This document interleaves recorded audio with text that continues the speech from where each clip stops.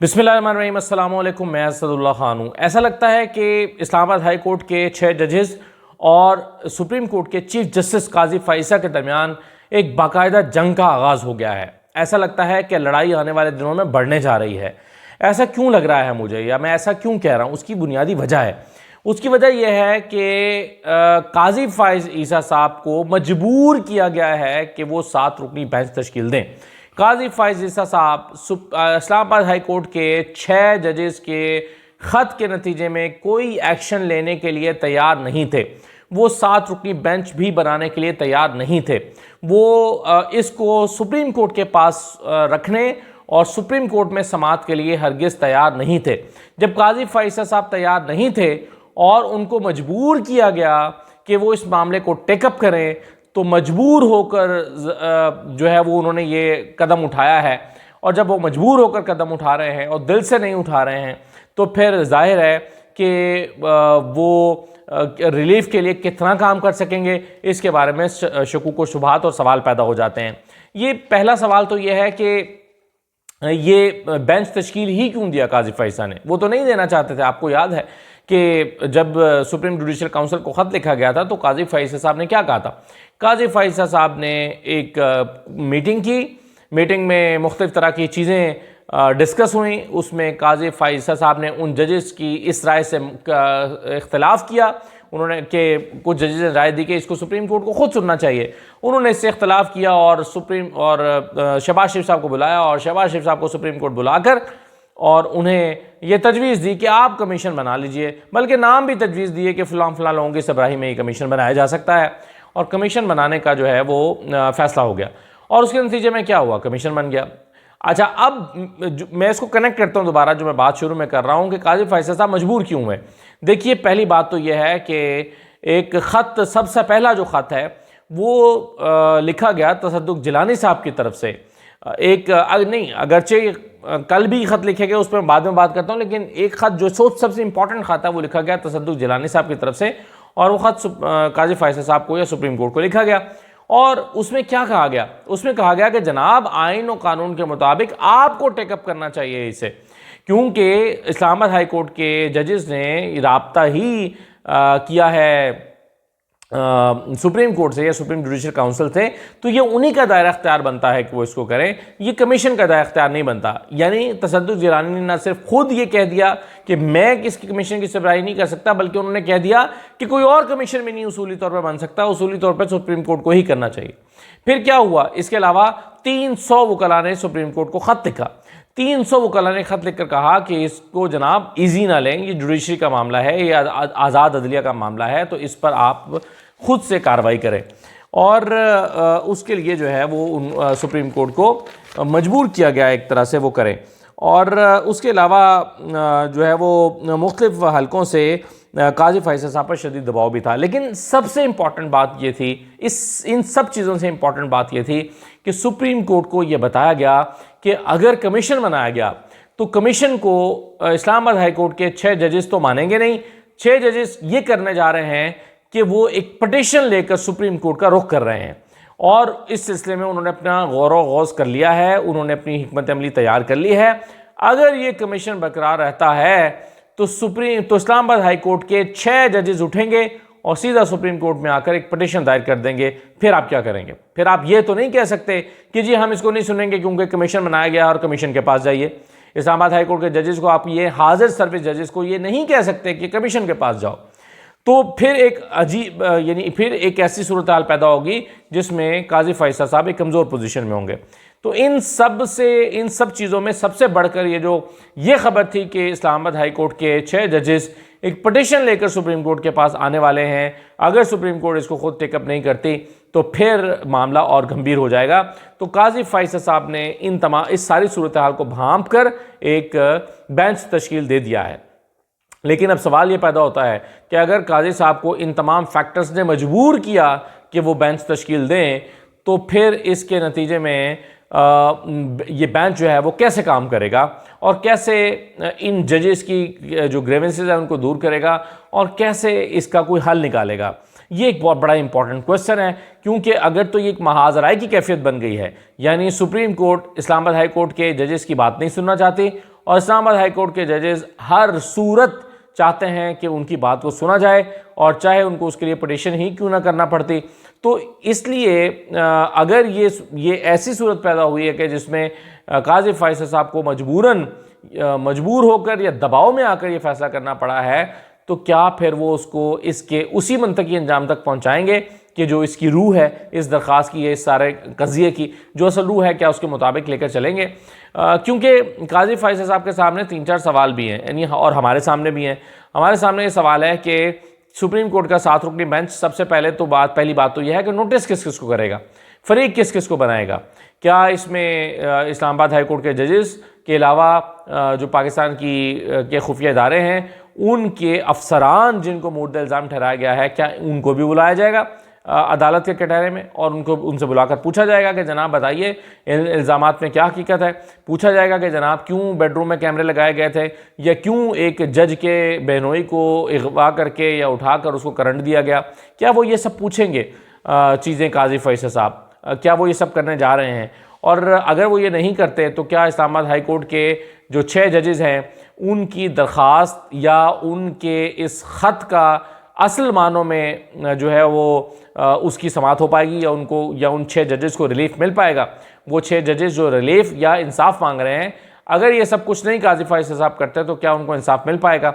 ये एक important question है, और मेरा ख्याल है इसका जवाब परसों जब पहली समाअत होगी, या कल आप कह लीजिए, अब चलें मंगल का दिन शुरू हो गया, अगर बुध को इसकी समाअत होती है तो क्या ये सारी चीज़ें एड्रेस हो पाती हैं? और फिर सुप्रीम कोर्ट के सामने ये सवाल है कि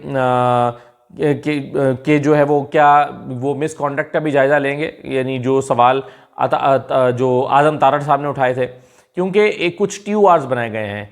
कहीं ऐसा तो नहीं है कि सुप्रीम कोर्ट उन्हीं TORs को अपने लिए मशअल राह बना ले और उसी के नतीजे में या उसी के को इस्तेमाल करते हुए या उसी रास्ते पर चलते हुए इसकी तहकीकात शुरू कर दे? क्या सुप्रीम कोर्ट ये तो नहीं करेगी? क्योंकि उसमें तो इंटेंशन ये थी आज़म तारड़ साहब की कि जजेस के कंडक्ट को भी देखा जाए कि उन्होंने ये ख़त लिखकर मिसकंडक्ट तो नहीं किया है, और फिर ये कि अगर वो सबूत पेश नहीं करते तो क्या होगा? सवाल ये भी है कि क्या काजी फैसल साहब इन 6 जजेस या उनके वकला से सबूत मांगेंगे कि जो इल्ज़ामात आप लगा रहे हैं उसके सबूत मुहैया किए जाए? तो ये बहुत ही गंभीर सी सूरत हाल बन गई है, और बेशुमार सवालात को ये सूरत हाल जन्म देती है। इस सूरत में जो है वो अब देखते हैं कि क्या होगा। पाकिस्तान तहरीक इंसाफ ने इसको एक मरतबा फिर मुस्तरद किया है, खुशाइंद भी करार दिया इब्तिदा में, लेकिन मुस्तरद इसलिए किया कि ये फुल कोर्ट होना चाहिए। कुछ लोग इसकी तशरीह यूँ कर रहे हैं कि जी ये फुल कोर्ट ही है। ये फुल कोर्ट इसलिए है कि अवेलेबल ही इतने जज हैं, बाकी जज अवेलेबल ही नहीं है, तो चूंकि बाकी जज अवेलेबल नहीं है तो इसलिए यही फुल कोर्ट है। कुछ लोग कराची में रजिस्ट्री में काम कर रहे हैं, कुछ लोग लाहौर रजिस्ट्री में भेज दिए गए हैं या चले गए हैं, या ईद की छुट्टियों से पहले वो चले जाते हैं, तो इसलिए जो अवेलेबल जज हैं, बेंच है, उन अवेलेबल तमाम लोगों को शामिल कर दिया है, तो इसलिए ये फुल कोर्ट ही है। तो ऐसा इसलिए मंतकी तौर पर ठीक नहीं लगता, क्योंकि देखें ये कोई 2 समातों में निमटने वाला मामला तो है नहीं। ये डेफिनेटली इसकी 1-2 समातें होंगी और उसके बाद ये मामला ईद के बाद चला जाएगा, क्योंकि बुध को समात होगी, शायद 2-3 दिन की फिर डेट पड़ जाए, नोटिस हो जाए, फिर ईद आ जाएगी, छुट्टियां आ जाएंगी, और ईद के बाद ये मामला जाएगा। जब ईद के बाद जाएगा तो फिर सारे जजेस वापस आ जाएंगे, तो एक्चुअली तो फिर सारे जजेस अवेलेबल होंगे जब ये मुकदमा चल रहा होगा। तो क्यों ना इसको इब्तदाई तौर पर टेकअप करने के बाद, ये डायरी नंबर लगाने के बाद एक ऐसा फुल कोर्ट तश्कील दिया जाता कि जो बाद में ईद के बाद इसको सुन लेता।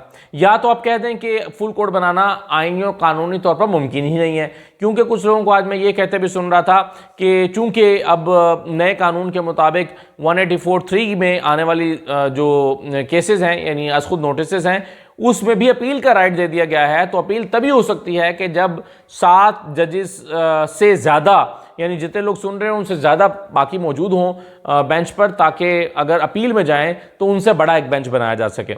एक आर्गूमेंट ये भी है। तो या तो फिर पोजीशन वाज़े हो जाए, पता चल जाए कि भाई ये फुल कोर्ट बनाया ही नहीं जा सकता, लेकिन बहरहाल पाकिस्तान तहरीक इंसाफ का ये मुतालबा है कि इस पर एक फुल कोर्ट तश्कील दिया जाए, और अगर फुल कोर्ट कानूनी और आइनी तौर पर बनाना मुमकिन है तो फिर इसको ईद के बाद ले जाया जा सकता था, और फिर इस पर वाकई फुल कोर्ट तश्कील दिया जा सकता था। और ये ज़रूरी होता, क्योंकि ये पाकिस्तान की तारीख़ में पहली मरतबा हुआ है कि जजेस ही इंसाफ मांग रहे हैं, और हाजिर सर्विस जजेस के की दरख्वास्त पर यह सुना जा रहा है। यानी एक हाई कोर्ट के जजेस दरख्वास्त गुजार बनकर सुप्रीम कोर्ट के पास आए हैं और उसमें सुना जा रहा है। तो ये फुल कोर्ट यानी तमाम जजेस में बैठे होते तो शायद ये एक बहुत ही मौजू बात होती। अब एक दो चीज़ें और मैं आपके साथ डिस्कस कर लेता हूँ। देखिए, सुन्नी इत्तेहाद काउंसिल के जो अरकान हैं यानी कौमी असम्बली में, यानी जो पीटीआई के लोग सुन्नी इत्तेहाद काउंसिल में चले गए थे, उनको अब बाकायदा तौर पर आज़ाद अरकान डिक्लेयर कर दिया गया है। यानी उनको नहीं माना गया कि वो सुन्नी इत्तेहाद काउंसिल में चले गए हैं, वो आज़ाद हैं। आज तक इलेक्शन कमीशन ने अपनी वेबसाइट पर भी उनका स्टेटस तब्दील करके सुन्नी इत्तेहाद काउंसिल के मेंबर नहीं लिखा था, इंडिपेंडेंट ही लिखा हुआ था और अब उनको आज़ाद डिक्लेयर कर दिया गया है। इसका बुनियादी मकसद क्या है?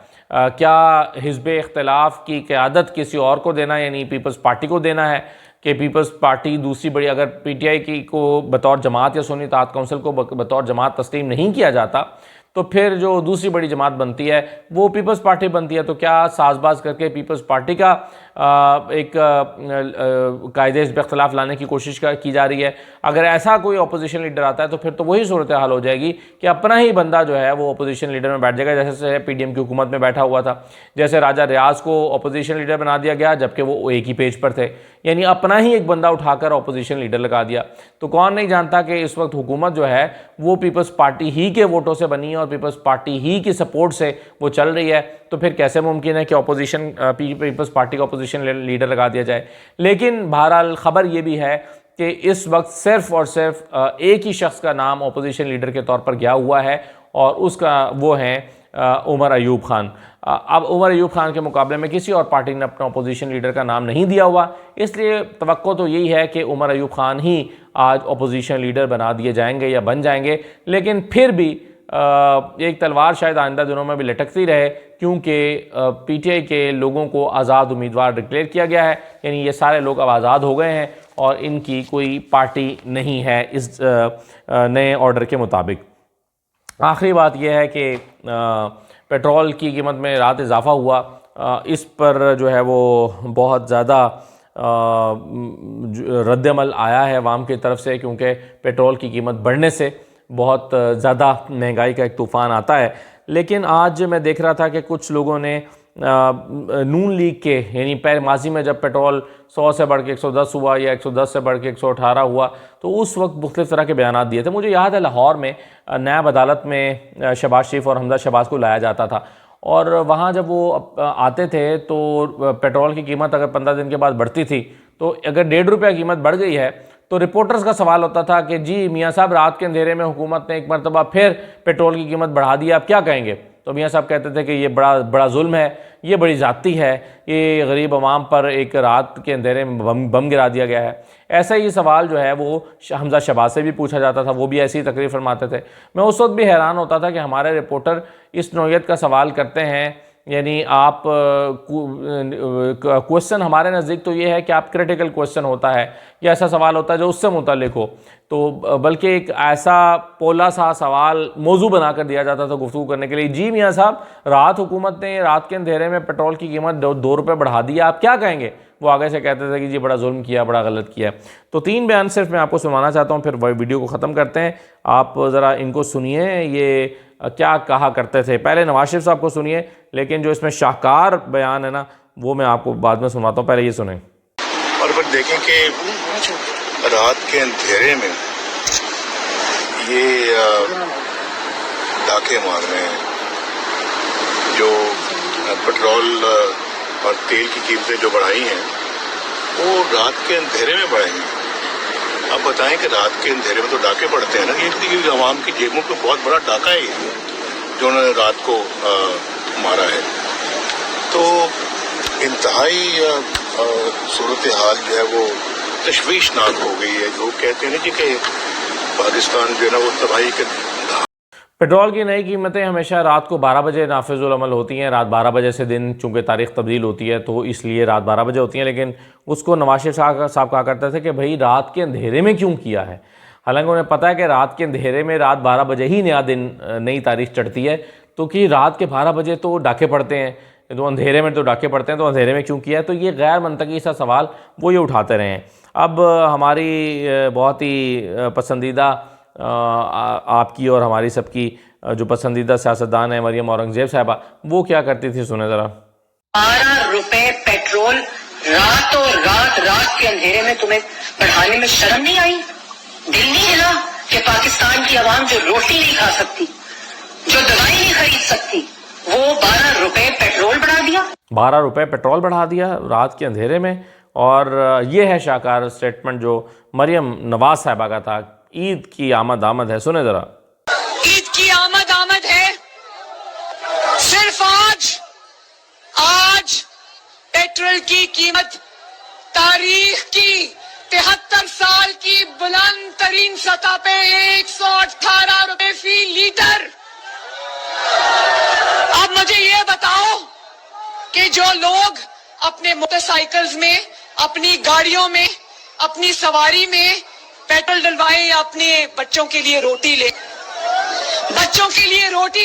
तो दवाई के लिए पैसे नहीं बचते, दवाई ले तो बच्चों की फीसों के लिए पैसे नहीं बचते। और देखो अब ईद की आमद है, आटा भी महंगा, बिजली भी महंगी, गैस भी महंगी, तेल भी महंगा, पेट्रोल भी महंगा, चीनी भी महंगी। तो ये मरीम नवाज ने उस वक्त कहा कि 118 रुपये 73 साल तारीख की सबसे बुलंद तरीन सतह है, और इस वक्त भी ये पाकिस्तान की 74 साल तारीख की बुलंद तरीन सतह है। 290 रुपये लीटर पेट्रोल कभी नहीं हुआ इससे पहले। तो ये भी एक बुलंद तरीन सतह है जो, और ये भी अवाम की पहुँच से बिल्कुल बाहर है। तो बहरहाल अल्लाह ताला हुक्मरानों को हिदायत नसीब करे। इजाज़त दीजिए, अल्लाह हाफ़िज़।